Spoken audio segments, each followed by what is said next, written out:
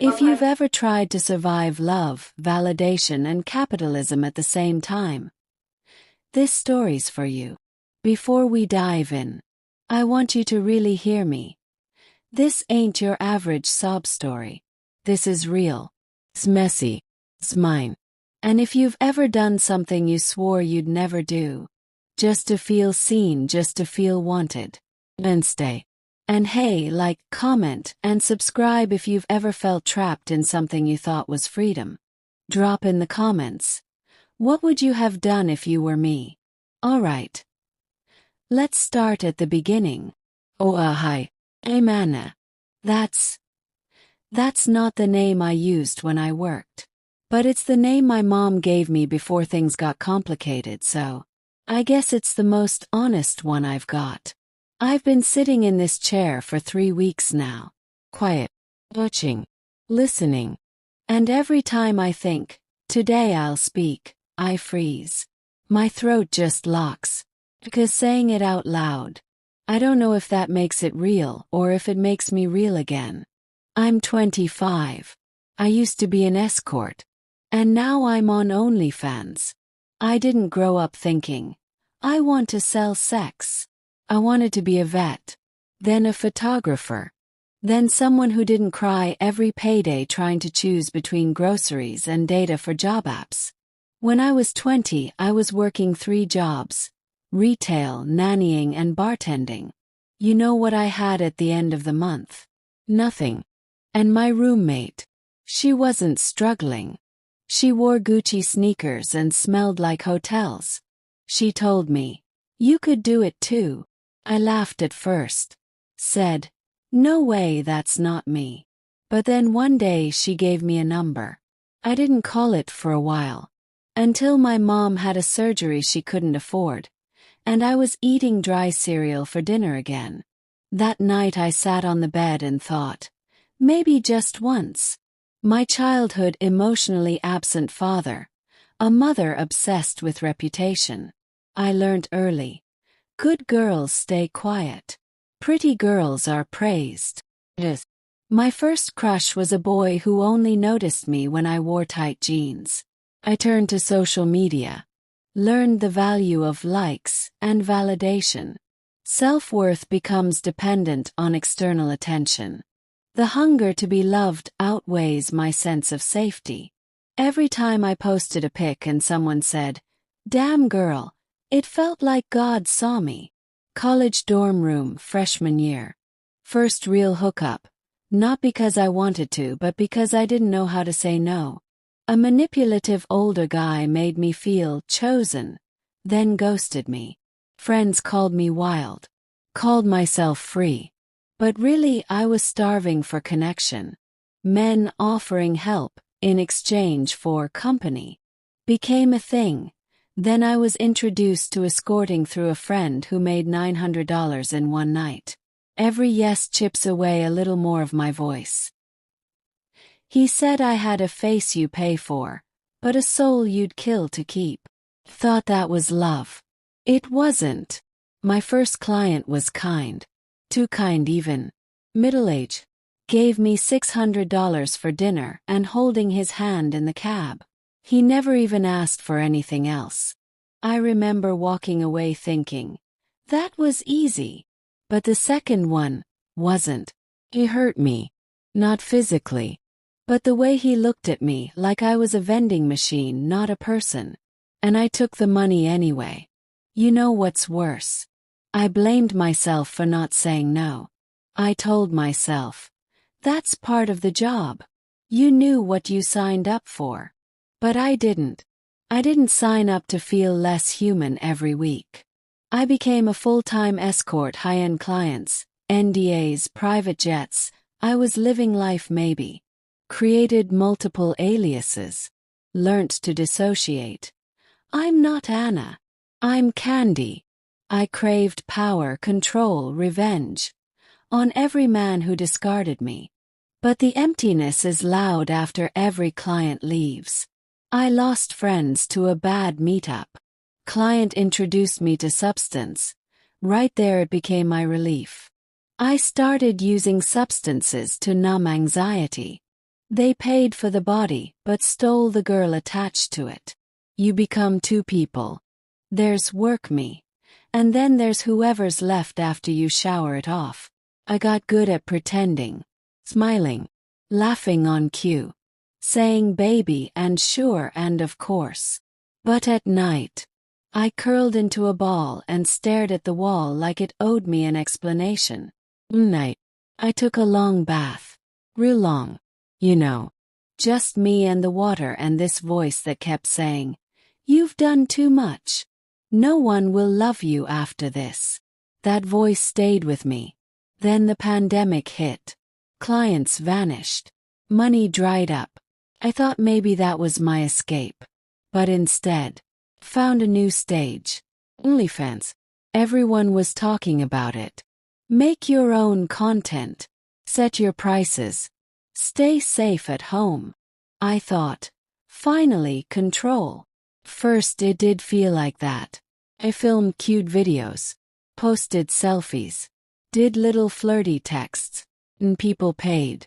Real money. No touching. No hotels.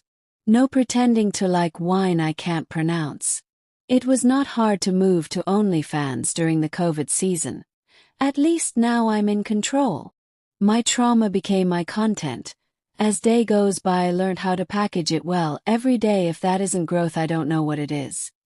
Oh, my pain becomes my performance. My fans developed parasocial attachments. Some became dangerous. But then came the DMs. Pressure. Show more. Why aren't you online? You owe us. And the worst part. They knew my name. My real name. My Instagram. My voice. It didn't feel like escape. Felt like exposure. One of my fans found my brother's page. They messaged him. Said I was a whore who needs to be saved. He called me crying. Said he didn't know who I was anymore. And you know what? I didn't either. It's weird how fast a secret becomes a sentence. My brother didn't scream. He whispered. That's what made it worse. He said, "You used to be funny, you know? You used to be loud and messy and full of dumb dreams. What happened?" And I couldn't answer. Because I hadn't heard my laugh in over a year. I hadn't eaten without checking how I looked in the camera. I hadn't touched anyone who didn't pay me for it.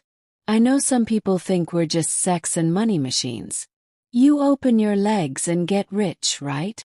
But they don't see what happens in your head when you spend months performing desire. Faking orgasms for strangers. Smiling through 2 a.m. messages like, "Are you up, kitten? I'll tip extra if you moan my name." You try to be playful. Try to keep them from canceling subscriptions. But then one says something that hits different. Something cruel or possessive. And your heart stutters. Because deep down you know. They don't love you. They don't even know you. They just bought a version of you and they think that makes them God. I remember one guy I was camming at the time, he said, "You owe me a smile. I paid rent for you this month." And I almost said, "Thank you."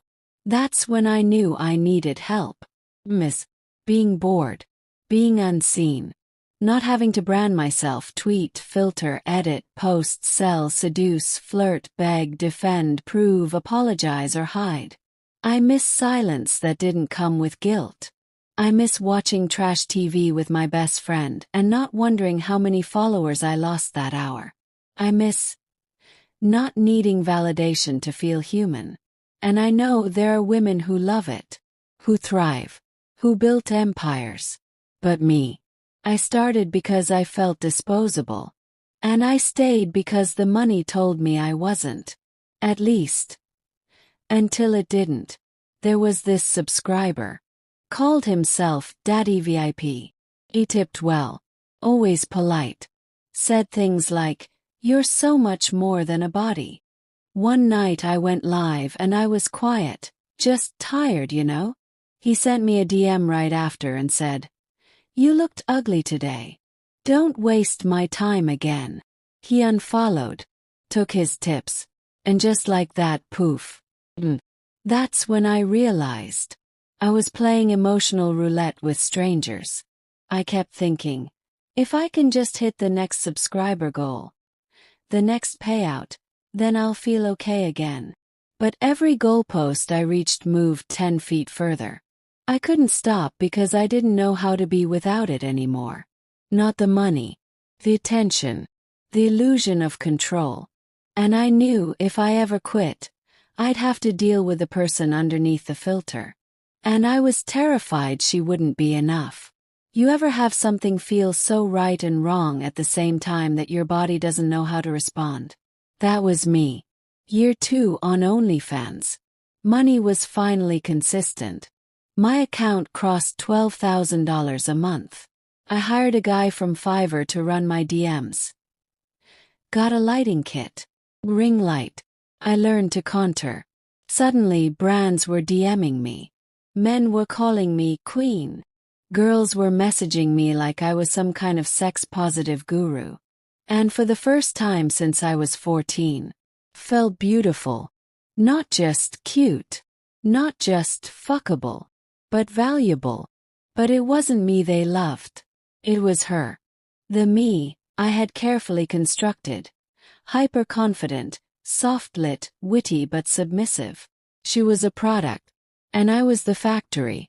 And you know what factories do when demand increases? They overproduce. Even if it kills the worker inside. Every time I touched myself off camera I felt blank.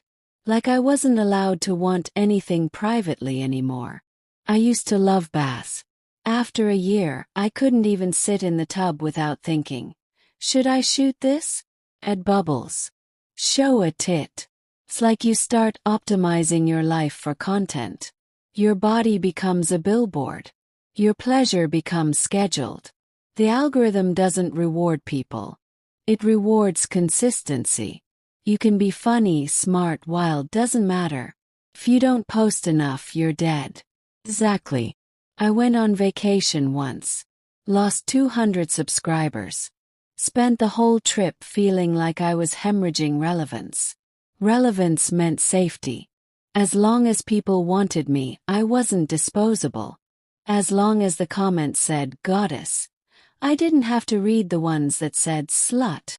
And every time I gained 1,000 followers, it drowned out that one voice in my head that kept whispering, "This isn't sustainable." My biggest month. $18,400.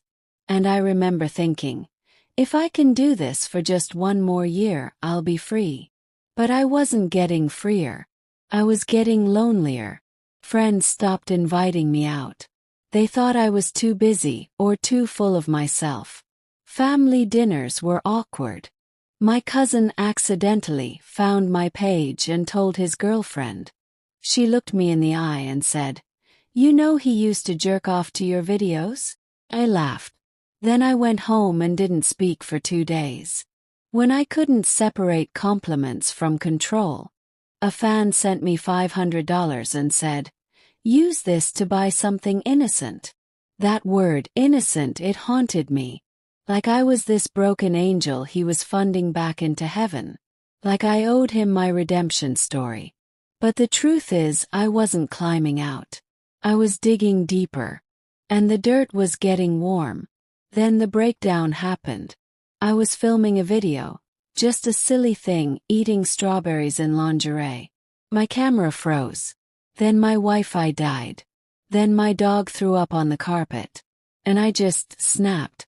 I threw the strawberries across the room and screamed until I tasted blood. I didn't even cry. Just screamed. And the whole time I thought, am I broken because of this job? Or was I already broken, and this job just gave me a mirror? You know how people ask, when did it start? I used to think it started when I made my first OnlyFans post. Or when I agreed to meet my first client as an escort. But really, it started when I was 11. My uncle, He was the first man who made me feel like my body wasn't mine. He never touched me. But his eyes did. His words did. You're growing fast. You'll break hearts one day. And I smiled. 'Cause back then I thought being noticed meant being safe. So yeah. When I was 19, and a man offered me $600 for a hotel meetup, part of me felt scared. But a deeper part of me felt chosen. And when I started OnlyFans 2 years later, I told myself, at least now I'm in control. But I wasn't. Because I never learned how to say no and mean it. Mr. Clay. He was a long-time subscriber. Big tipper. Always polite. Sent me poems, books, playlists. One day he sent me a picture of my front door. First I froze. Then I laughed. Thought maybe it was AI. Coincidence. Then he messaged. Don't be scared, baby. I just wanted to see you smile without the lens. I didn't leave my apartment for 3 days. I reported him. Changed my locks. Told OnlyFans. Nothing happened. And I just kept working. Because I didn't know how not to. Still don't know how he found me. But I do know how it felt. Like every boundary I had rebuilt was glass. And one man's obsession turned it into dust. Thought he loved me. I thought I was safe behind the screen. Turns out, being watched doesn't mean being protected. Means being hunted. And sometimes, you don't realize you're prey until the teeth are already in. I didn't take some time off. Well, 'cause the rent was due. Because the DMs didn't stop. Because I thought if I disappeared, I'd lose everything I had built. And maybe, deep down I thought I deserved it. Because I'd sold access for so long, I didn't know how to reclaim myself. That's when I stopped calling it work. 'Cause work has hours. Work has rules. This was survival. And I was doing it with lipstick on and a Wi-Fi password. I've stopped posting. Still checking the account. Still tempted. Still scared. But I've started writing. Painting sometimes. And I'm trying to be bored again. Trying to find the girl I was before I learned how to monetize my loneliness. The truth is, this industry didn't break me. It just revealed how broken I already was. And now, I'm not here to be fixed. I'm here to be real. Even if that means being messy. Even if no one tips me for it. When I first came to this group, I thought I was looking for answers. But I've realized, I was looking for permission. To grieve the girl I made up. To mourn the woman I pretended to be. To be seen, without a filter. I didn't know who I was when I wasn't being consumed. I didn't know how to be valuable without being sexual. I'd made my body a transaction, my trauma a brand. And when I stopped performing, I was terrified no one would stay. I'm not writing an expose. I'm not pivoting to healing content. I don't owe the internet a redemption arc. I'm just learning to be a person again. I got a job at a bookstore. Part-time. Quiet. Last week a customer asked me what my favorite book was and I froze. Because I hadn't read for pleasure in 5 years. But I'm changing that now. His is The Body Keeps the Score. I'm reading it slowly. Not to fix myself but to understand myself. And I've started painting again. Not for likes. Not for merch. Just me and the canvas and whatever my hands feel like saying. That's art and intimacy. It's mine. And maybe someday I'll be in love again. Maybe I'll trust someone. Maybe I'll take pictures for fun. Not for profit. But I'm in no rush. Healing doesn't come with a subscriber count. And one day, if I ever have a daughter, I'll tell her, you don't have to monetize your magic to prove it's real. Your body is not a billboard. Your soul is not a service. And survival is not a sin. If you made it here, thank you for seeing me, not just watching me. And if you're where I was, in that limbo between survival and self-worth, Please remember, you are more than your pain. You are worthy of love that doesn't cost you your dignity. And you are not alone. Now, like, subscribe and tell me in the comments. What would you say to the girl you used to be?